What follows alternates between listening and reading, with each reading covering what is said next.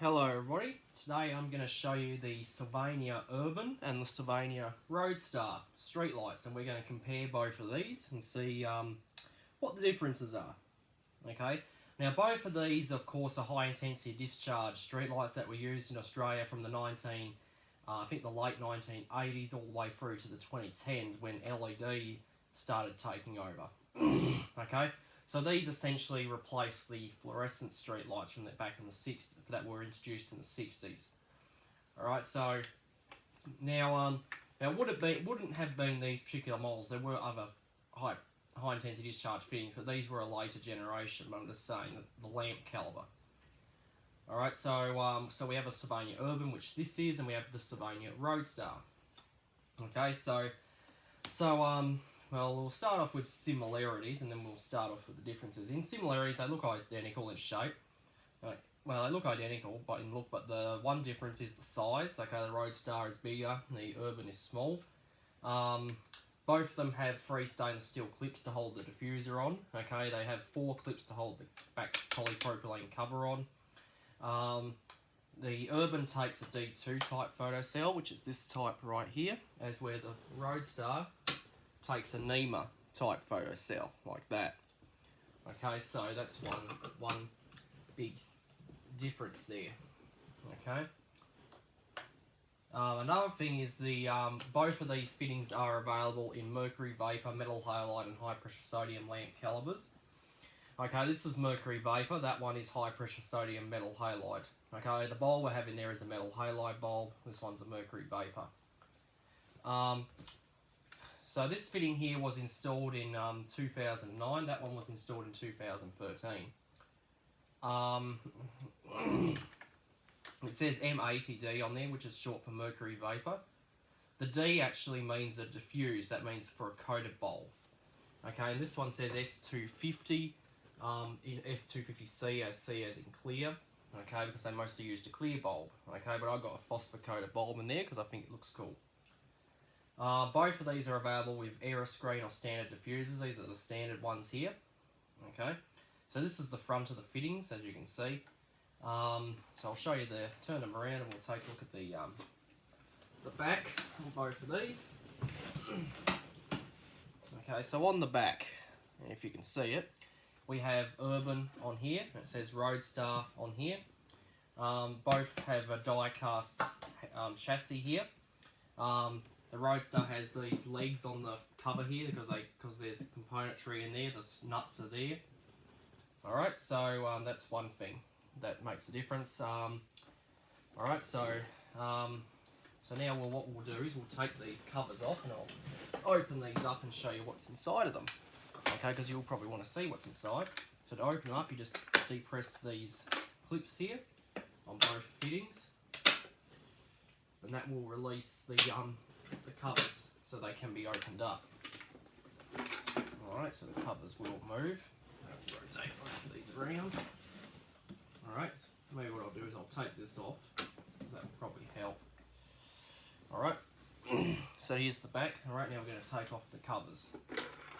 Okay, the covers come off. Now the covers are usually retained by this part, but I undid that because I didn't really like that. Now the Roadster will come off as well. Okay, so off they come. And these are the covers here. They're both polypropylene. Okay, so that's the material. Alright, so here's what's inside. Okay, I got my screwdriver. Here we have the ballast for the Urban. The ballast for the Roadster is actually underneath here. Okay, so the ballast sits on top of this plastic, of this polypropylene plate. Okay, so to get to it, you just undo the 2 screws and this whole plate lifts up, and then you can get to the ballast. We have on the Roadster the starter. Okay, we have our 2 spigot bolts here, same on the Urban. The Urban does not have a starter, okay, because it's mercury vapor, it doesn't need it.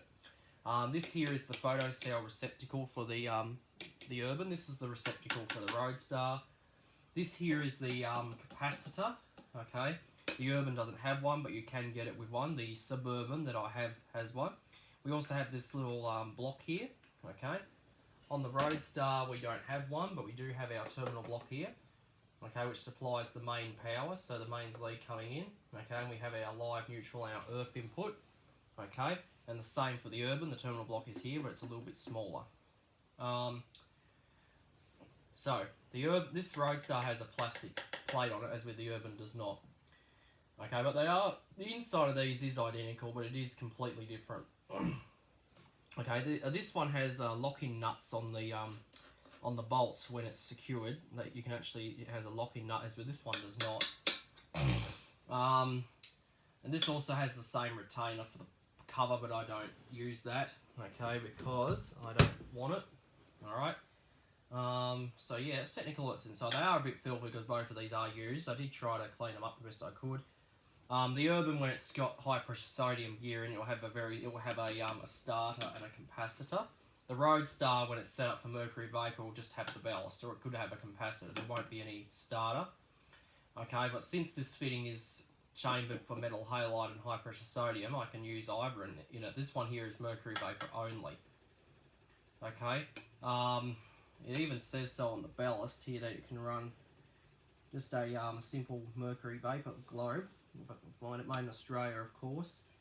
LA, so 80 watt MV, and so that one there is a 250 watt high pressure sodium metal halide. The ballast on this is small because it's only an 80 watt. That's a 250 watt. That one's a lot bigger.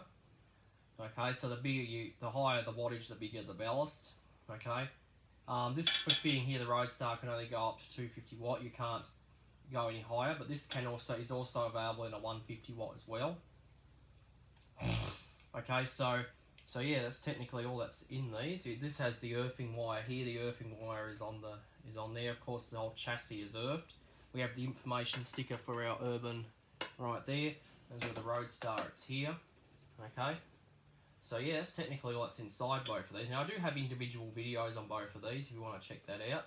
Okay, but I just wanted to show you both of them side by side and show you the inside. There is also the OptiSpan and of course the Suburban, which joined up with these, but these two here I think were probably the most common. Okay, now to my word, I heard that the Urban and the Roadster are planning on being discontinued because of the new LED lights, such as the road LED and the street LED, but they're still out there. You can still get them. Okay, they are still being used, even though they are old technology, but they are very good collector's items. So if you want to have these in your light collection, you can get them, and you better hurry it up, because eventually they will become obsolete, and then you won't be able to get them. Okay, so this is the Urban cover, which is all full of dust, obviously, from sitting in my cupboard.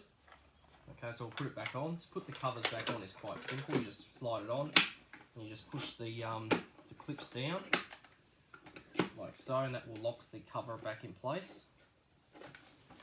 Okay, so that's the Urban. Okay. Now these fittings here are not just used on roads; they're also used on other places like car parking areas, schools, and switch stations and stuff like that. Okay, so you'll find them in those places as well. Okay. Let's get this on. Sometimes these covers can be tricky to get on. There's actually a trick to getting these on. Apparently the retainer hook is getting snagged in there and it's giving me problems getting this back together. Let's just...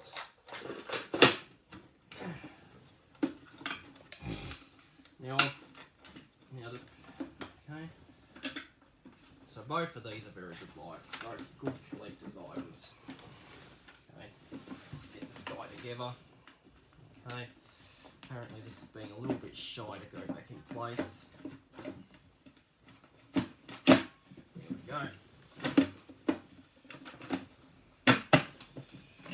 So just push those back down once again. It's the same thing. Just push them down and it locks in place.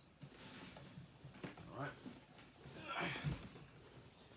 So that's our Roadster. Put the photo cell back on. Another thing I should tell you about these is that the with the Urban here, this fitting will run without that photocell in, so I can take this out and it will still run, okay? As with the Roadster, it won't, because the photocell is part of the circuit. So if I want that to run, you actually have to put a dummy cell in there, otherwise the fitting won't work. Okay, so that's just the only disclaimer, okay? I don't know why it's like that, but it's just the way they designed it. So you actually, any fitting that takes that NEMA photocell, you need to have something on the receptacle, otherwise the fitting won't work. So if you're running it without the photocell, you generally put a dummy cell in there, okay, as like a shorting cap. As with this one here, you just don't have the photo cell and you just take that out. Okay, so that's the difference. And this one here uses an E27 socket, that one's E40.